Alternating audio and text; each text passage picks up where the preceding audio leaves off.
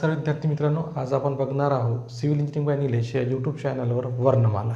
तर सर्वात पहिले बघू वर्ण म्हणजे काय। वर्ण म्हणजे काय म्हणू शकतो आपण, तर तोंडावाटे बाहेर पडणाऱ्या मूलध्वनींना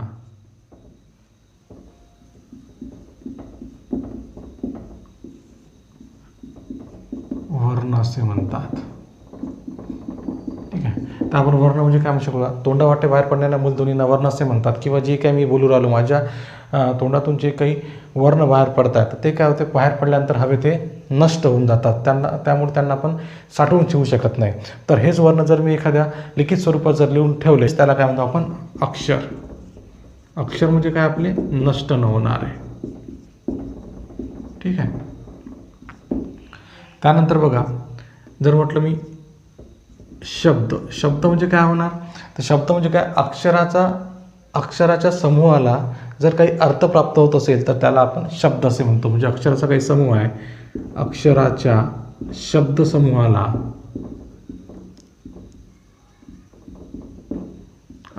शब्दसमूहाला जर अर्थ प्राप्त होत असेल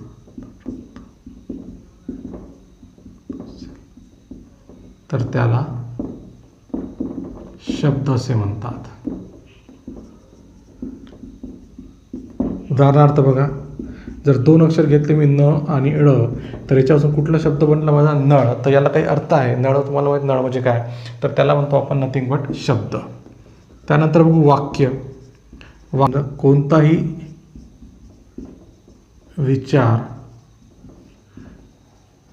कोणताही विचार पूर्ण अर्थाचा असल्यास, कोणताही विचार आहे आणि तो जर पूर्ण अर्थाचा असल्यास त्याला वाक्य असे म्हणतात। कोणताही विचार जर पूर्ण अर्थाचा असेल तर त्याला वाक्य असे म्हणतात। आणि नाचचं जर बघितलं व्याकरण, तर व्याकरण म्हणजे तुम्हाला माहिती आहे काय, व्याकरण स्पष्टीकरण। व्याकरण म्हणजे भाषेचे स्पष्टीकरण करणारे शास्त्र, भाषेचे जे स्पष्टीकरण करणारे शास्त्र आहे तर त्याला म्हणतो आपण व्याकरण। तर आता बघू आपण वर्णमाला म्हणजे काय। तर वर्णमालेत काय, तर बघा वर्णमाला,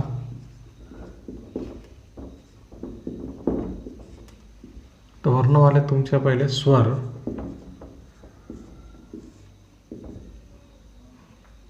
त्यामध्ये बघा ऱ्हस्व आणि आहे दीर्घ। तर ऱ्हस्व कुठले सर तुमचे, अ, आ, ई, उ, रू आणि लू, तर हे तुमचे झाले ऱ्हस्व स्वर आणि ऱ्हस्व आणि दीर्घ। त्यानंतर बघू आपण संयुक्त स्वर।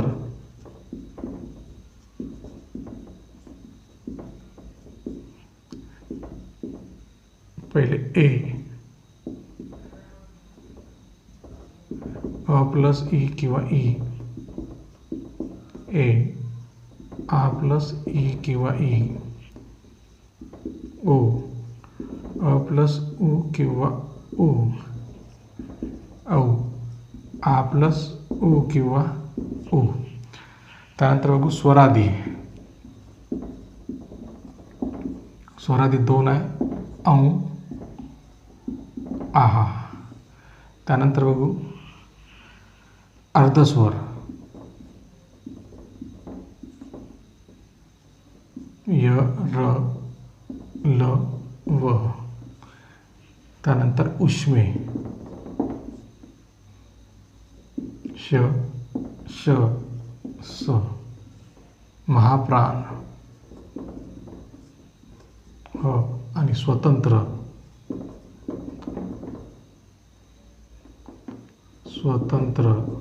हा स्वतंत्र आहे।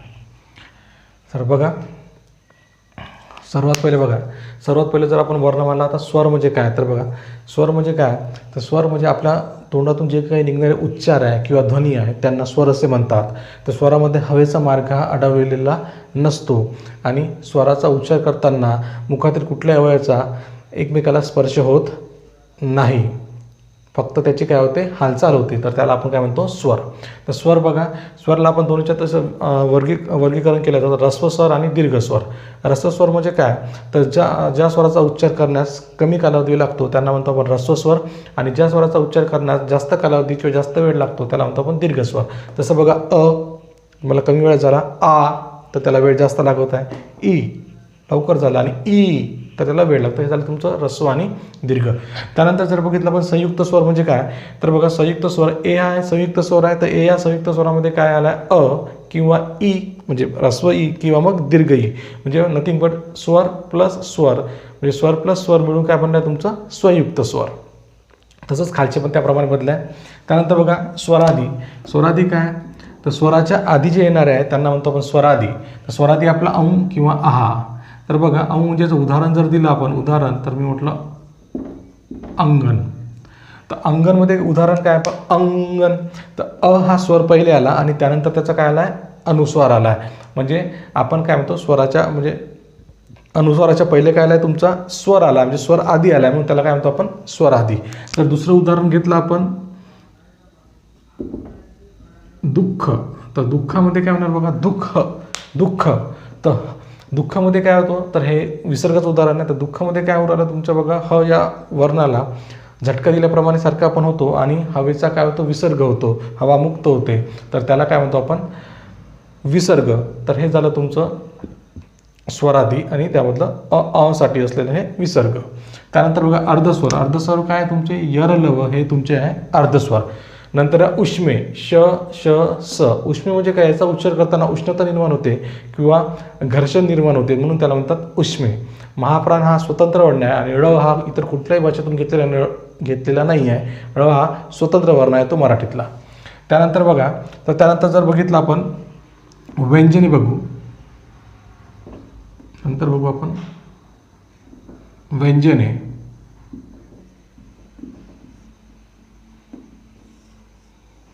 व्यंजने बघा तुमची दिले आहे कठोर, मृदू, अनुनासिक. कठोर, मृदू, अनुनासिक. आणि त्याचा सर्वात पहिले जर बघितलं त्याचा वर्ग, तर बघा क ख ग घ ग, क ख ग घ ह. नंतर च छ ज ज य, च छ ज ज य, ट ठ ड ढ न,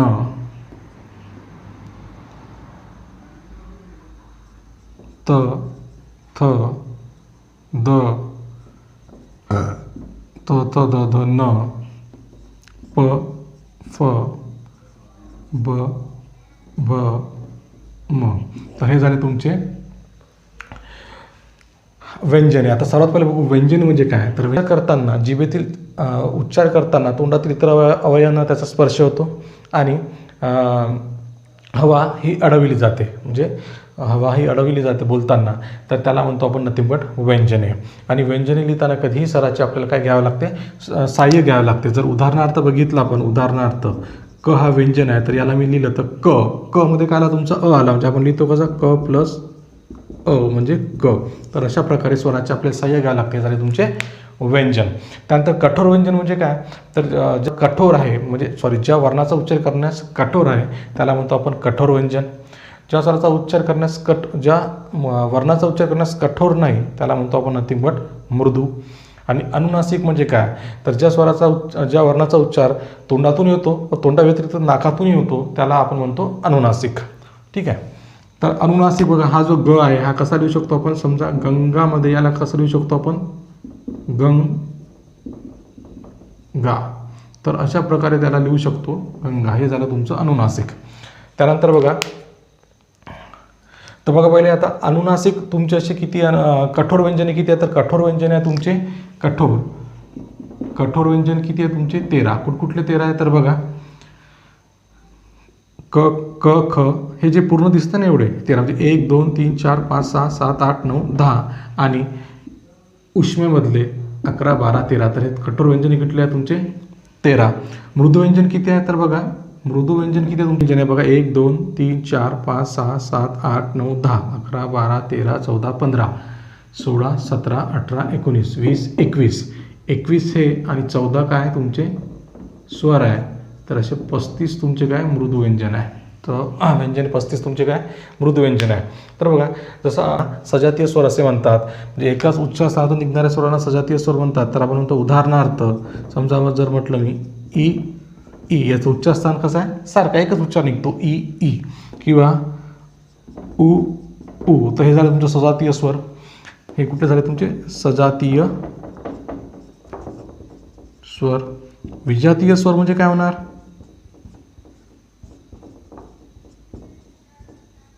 विजातीय स्वर. विजातीय स्वर म्हणजे काय, तर भिन्न उच्चारस्थानातून निघणाऱ्या स्वरांना आपण विजातीय स्वर म्हणतात. जसं जर मी म्हटलं अ आणि उ याचा कुठल्याही प्रकारे संबंध लागत नाही, म्हणजे भिन्न उच्चार आहे, तर त्याला म्हणतो आपण विजातीय स्वर. तर ही झाली तुमची नथिंग बट वर्णमाला. बघा आता तुमचे स्वर किती आहे, तर स्वर तुमचे किती आहे 14. स्वर कुठले 14 आहे ते बघू आपण आता. स्वर अ आ ई ई उ अ आ इ ई उ ऊ, रू लू अ आ इ ई रू लू, ए ऐ ऐ ओ आ औ. हे झाले तुमचे स्वर. किती स्वर आहे बघा, तर हे स्वर आहे तुमचे 14. 1 2 3 4 5 6 7 8 9 10 11 12 13 आणि 14 स्वर. स्वरादी तुम्हाला माहीत आहे, स्वरादी कुठल्या आहे, तर औ आणि आ ह्या तुमच्या आहे 2 स्वरादी. त्यानंतर संयुक्त व्यंजन कुठले बघा, संयुक्त व्यंजने, संयुक्त व्यंजन म्हणतो आपण श आणि ज्ञ. श आणि ज्ञ याचा जर पायामोडून नाही लिहिला तरी संयुक्त व्यंजने, आणि पायामोडून जर लिहिला तर संयुक्त व्यंजने, पायामोडून जर नाही लिहिला तरी जोडाक्षर होते. संयुक्त व्यंजने तुमचे 2. आणि व्यंजने किती आहे, तर व्यंजने आहे तुमचे 34. म्हणजे किती उरले बघा, 14 15 16 17 18 18 आणि किती आहे तुमचे असे 52 वर्ण आहे. तर त्यानंतर बघा आपण बघतो, जर आपण म्हटला स्वर प्लस स्वर तर काय होणार, स्वर प्लस स्वर संयुक्त स्वर. स्वर प्लस स्वर काय होते, संयुक्त स्वर. त्यानंतर म्हटलं व्यंजन प्लस व्यंजन म्हणजे त्याला म्हणतो आपण संयुक्त व्यंजन. त्यानंतर व्यंजन प्लस तेच व्यंजन त्याला म्हणतो आपण द्वित. त्यानंतर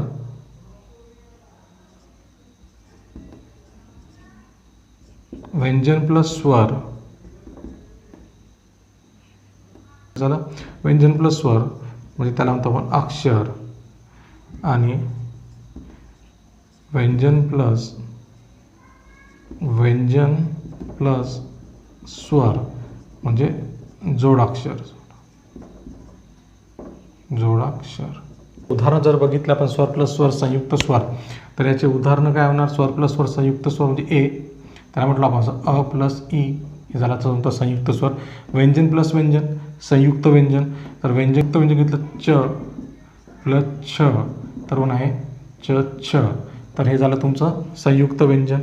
व्यंजन प्लस तेच व्यंजन म्हणजे द्वित म्हणजे त प्लस त घेतला तर हा होणार त, हे झालं तुमचं द्वित.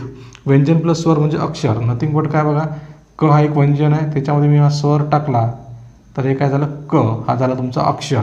व्यंजन प्लस स्वर म्हणजे जोडाक्षर, तर जोडाक्षर काय, समजा जर मी म्हटलं श हा तुमचं जोडाक्षर आहे, तर शला काय येणार श प्लस क प्लस अ म्हणजे श, म्हणजे व्यंजन प्लस व्यंजन प्लस स्वर, नथिंग बट तुमचे जोडाक्षर. तर अशा प्रकारे आपण बघितलेलं आहे स्वर. तर स्वरांनाच बघा, हे झाले स्वर. स्वर हे कशावरही अवलंबून राहत नाही. स्वरादी हे त्याला स्वरादी लागतो परावलंबी किंवा परसवर्ण हे स्वरावर अवलंबून असते स्वरादी, किंवा तुमचे जे व्यंजन आहे हे स्वरावर अवलंबून आहे म्हणून त्याला परसवर्ण असेही म्हटले जाते. ठीक आहे. उच्चार स्थाने.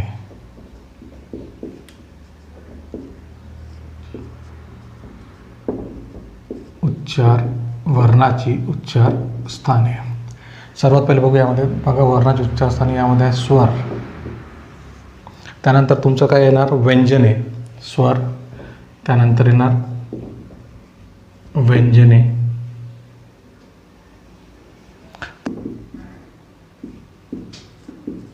नाव.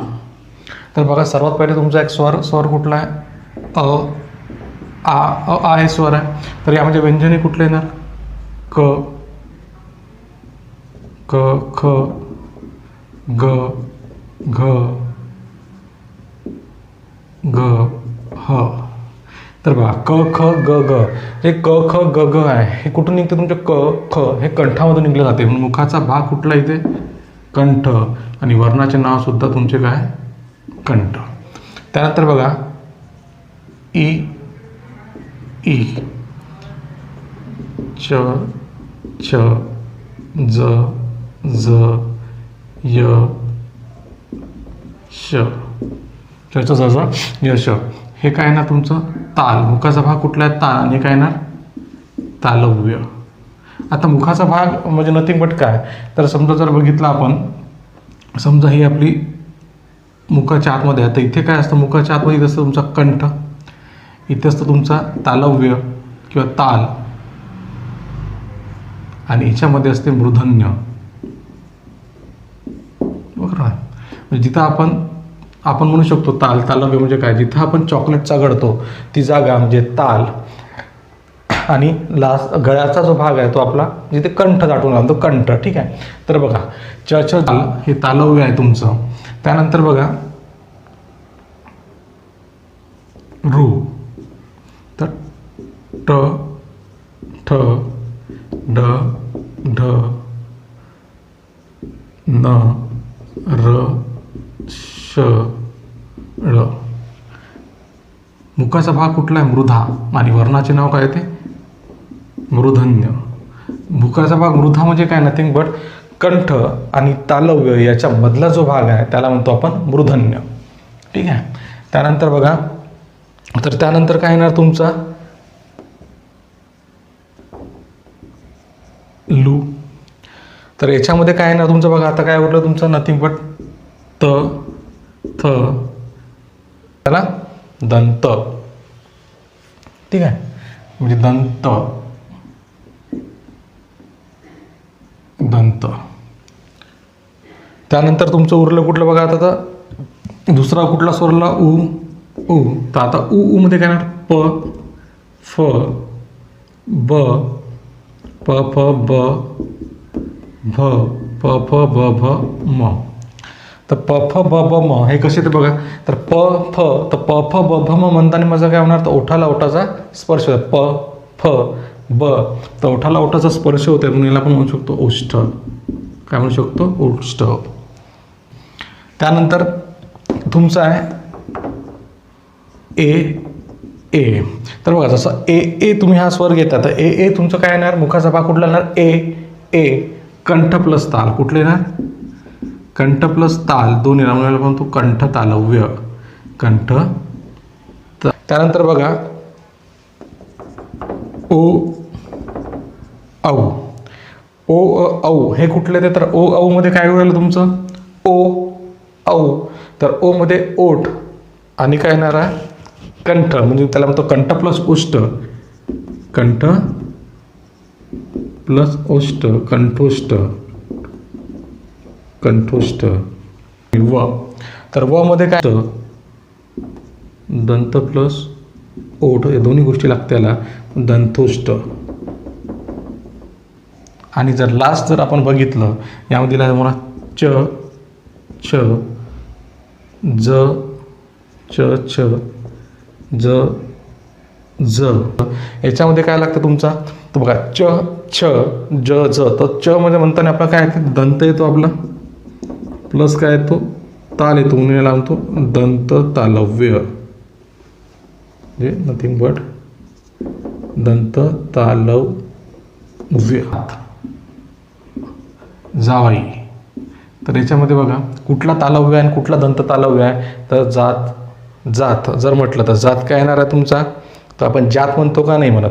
मग जात म्हणजे काय येणार हा दंत तालव्य. जावाई पण काय आहे तुमचा जावाई, तर हा पण तुमचा काय दंत तालव्यचा आहे. जावाई पण तुमचा. जनमतमध्ये काय उरायलं, जनमत य हा उच्चार येतो, य हा उच्चार येतो म्हणून याला म्हणतो आपण तालव्य. ज्या ठिकाणी य हा उच्चार येतो त्याला म्हणतो आपण नथिंग बट तालव्य.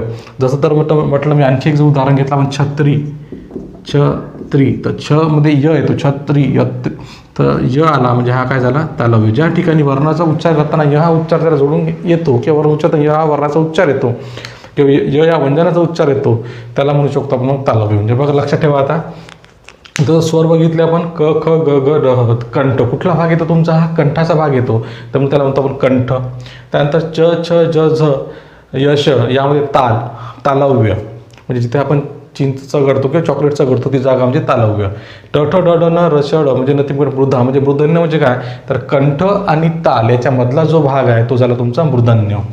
तसा उच्चार म्हणजे दाताला स्पर्श होतो म्हणून त्याला म्हणतो आपण दंत. जर विदाऊट स्पर्श करता दाताला स्पर्श न करता म्हणून बघा म्हणता येणार नाही, तर तिथे त्याच्यामुळे ते झालं दंत.